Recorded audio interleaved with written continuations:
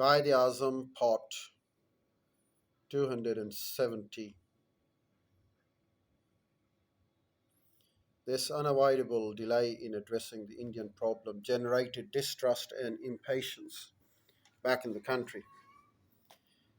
Had the leaders been released in April 1945 before, say, the collapse of Germany, and thereafter the Viceroy of Conference convened, chances of success might have been brighter. But this kind of speculation now has no relevance. By the time Lord Wavell returned after almost 2.5 months, there were just two provinces left under Muslim League ministries, Sindh and Assam.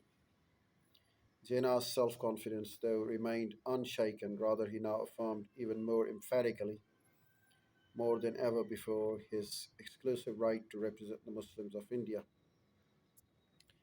The first Shimla conference, Wavell returned on 4 June 1945 and on 14 June broadcast his proposals for a conference of the kind that he had intended to convene from the very beginning.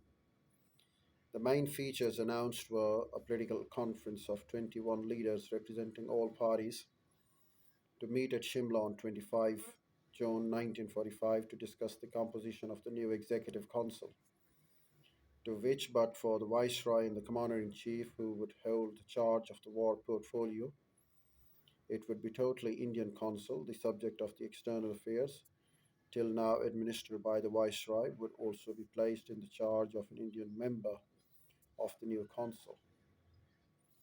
This new council would work under the existing constitution.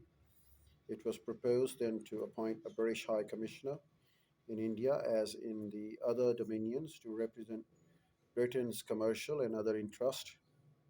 Lord Wavell also clarified that this formation of an interim government in no way prejudiced the final constitutional settlement.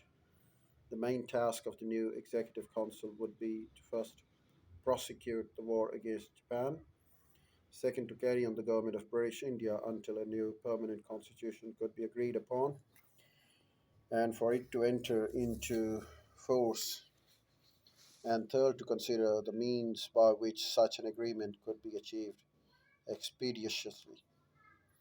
Gandhi was at Panchgani, a hill station near Pune, still weak from his recent illness when the next viceregal broadcast inviting him to Shimla was put into his hand by a press correspondent.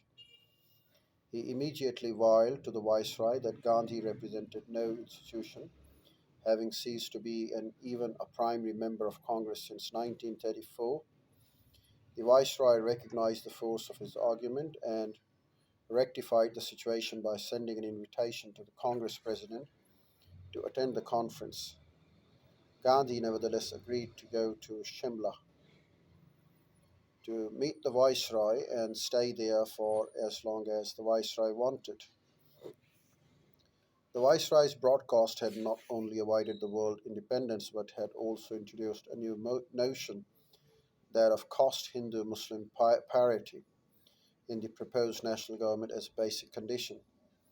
Drawing the Viceroy's attention to this point, Gandhi wired, "Personally, I can never subscribe to it caste Hindu Muslim parity, nor the Congress if I know its mind.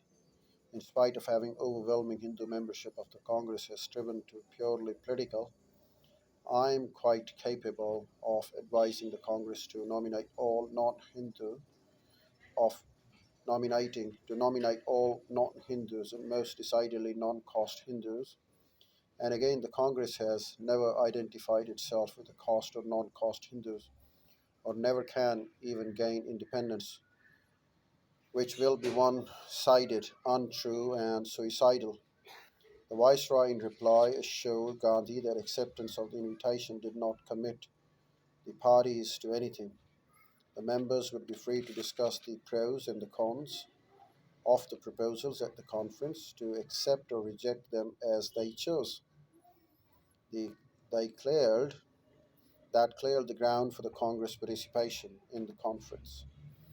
The Congress Working Committee now met at Bombay. It was doing so after a period of 3 years and drew up an instrument of instructions for its nine representatives invited to the conference.